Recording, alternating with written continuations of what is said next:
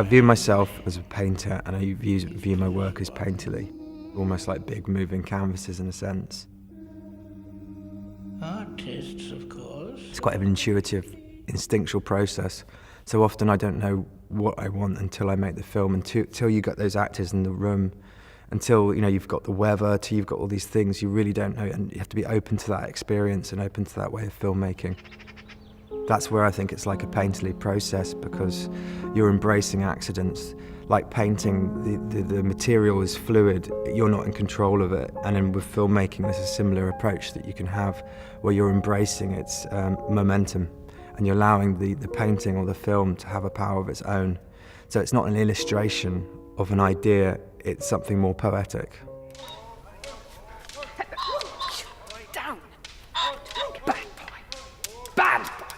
The first film I made was about a golden retriever that I grew up with in my family called Raffles. He had a massive impact on me as a child and my memories, so that became the inspiration for a film that I made called Laddie and the Lady, about an out-of-control golden retriever on a pheasant shoot. Themes of hunting and all these memories of hunting were very poignant, and I started doing paintings looking at Victorian artwork, and every time I took an element out of a painting, nearly every time it kept on being elements from Edwin Landseer's paintings.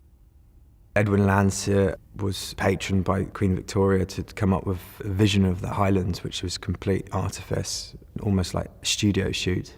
So from that, a story started to develop, and that's when I developed the Bedfords. Turn this way? Edwin Landseer, he had an affair with the Duchess of Bedford. The Duke of Bedford died, and he asked for her hand in marriage, and that spiraled him into a kind of psychotic episode.